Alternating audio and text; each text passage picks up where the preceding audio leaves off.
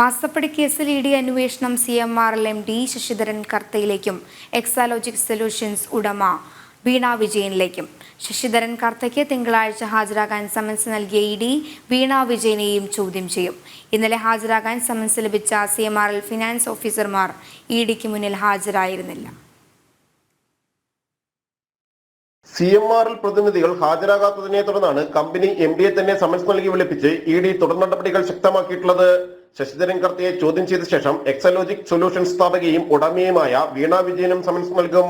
പ്രവർത്തനം മരവിപ്പിച്ച എക്സാലോജിക്കിന് നിലവിൽ പ്രധാന തസ്തികകളിലടക്കം ഒരു തസ്തികയിലും ഉദ്യോഗസ്ഥരില്ല. വീണ വിജയൻ തന്നെ നേരിട്ട് ഹാജരാകേണ്ടി വരും. CMRLും എക്സാലോജിക്കും തമ്മിൽ IT സേവനത്തിന്റെ പേരിൽ നടത്തിയ പണമിടപാടുകൾ, CMRL എക്സാലോജിക്കിന് നൽകിയ 1,72,00,000 എന്നിവ സംബന്ധിച്ച് ഇരുവരും വ്യക്തത വരുത്തണം. CMRL സാമ്പത്തിക ഇടപാടുകൾ ഫിനാൻസ് ഓഫീസർമാരാണ് നേരിട്ട് കൈകാര്യം ചെയ്തിരുന്നതെങ്കിലും കമ്പനി MDയുടെ നിർദ്ദേശപ്രകാരമായിരുന്നു പണം കൈമാറിയത്. എക്സാലോജിക്കിന് CMRL IT സേവനങ്ങൾ ലഭിക്കാതെ വൻതുക നൽകിയതിലെ ദുരൂഹതയാണ് നീങ്ങേണ്ടത്.